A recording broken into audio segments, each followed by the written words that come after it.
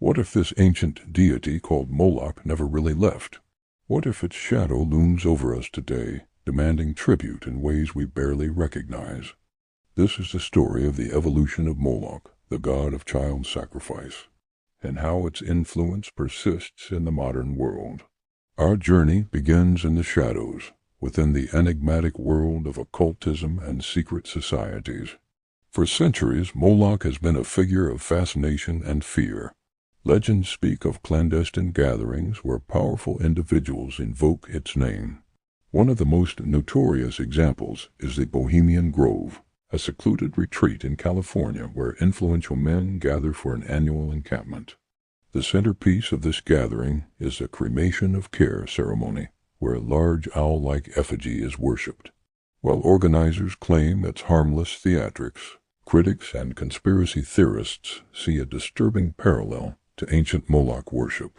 The owl, a symbol of wisdom but also a nocturnal predator, becomes a modern stand-in for the old bull-headed god. Whether it's a symbolic ritual or something more, the imagery is potent. It taps into a deep-seated fear that those in power engage in practices far removed from public view, paying homage to forces that demand sacrifice for power. This isn't just about one secretive club. The symbolism of Moloch appears in various esoteric traditions, representing a willingness to sacrifice morality for material gain. It's the ultimate pact, a trade of innocence for influence, a theme that has captivated and horrified the human imagination for millennia. But the influence of Moloch isn't confined to secret rituals. The name itself has become a powerful metaphor for the insatiable hunger of the state and its vast impersonal systems. No one captured this better than the poet Allen Ginsberg in his groundbreaking work, How? He wrote, Moloch, solitude, filth, ugliness, ashkins and unobtainable dollars, children screaming under the stairways, boys sobbing in armies, old men weeping in the parks. For Ginsberg, Moloch wasn't a deity of bronze and fire, but a spirit haunting modern America. It was the soulless machinery of industrialization that chewed up landscapes and lives. It was the faceless bureaucracy that demanded conformity. It was the specter of war, a monstrous engine that consumes generations of young men as its offering. Moloch became the embodiment of any oppressive system that demands the sacrifice of humanity, creativity, and love for the sake of profit, progress, or power. Think of the sprawling, smoke-belching factories of the Industrial Revolution, where workers, including children, were sacrificed for economic growth. Think of the trenches of World War I, where millions were fed into the meat grinder of nationalism. In this context, Moloch is the ultimate symbol of a system that has grown so large and so powerful that it no longer serves humanity, but instead demands that humanity serve it, often at a terrible cost. It's the cold, unfeeling logic of the machine, the system that prioritizes its own survival above all else. So where do we find Moloch today? Is it just a historical footnote or a literary device? The chilling reality is that the archetype of Moloch is more present than ever, woven into the very fabric of our 21st century lives. We may not build brazen idols, but we make our sacrifices all the same.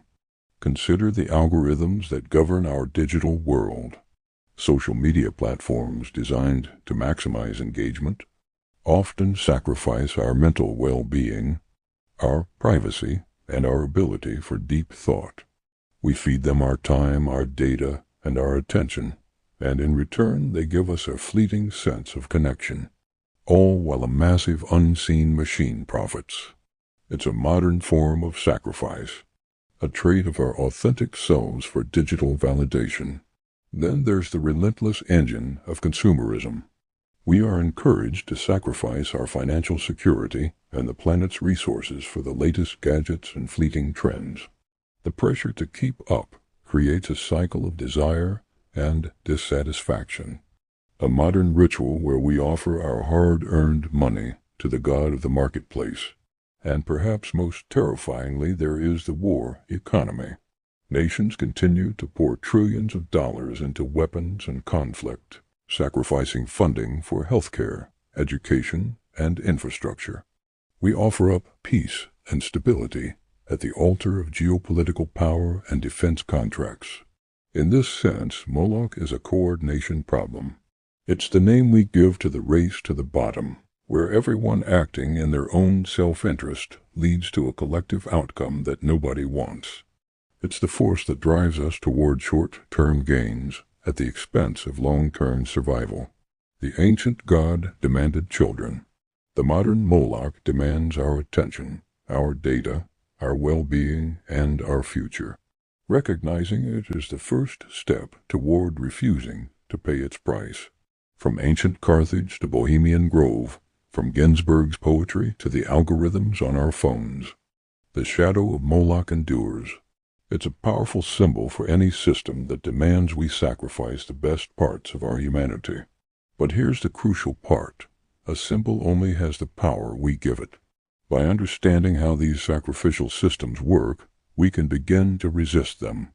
We can choose to disconnect, to prioritize genuine human connection over digital metrics to consume consciously, and to demand a world that values people over profit and peace over conflict. The story of Moloch is a dark one, but it's also a warning. It's a call to be vigilant, to question who or what we are making sacrifices for, and to ensure that our future is built on a foundation of compassion, not consumption. It's a reminder to protect our humanity from the unfeeling machines we create. Thank you for watching. If this exploration made you think, please like this video and subscribe for a deeper descent into the ideas that shape our world.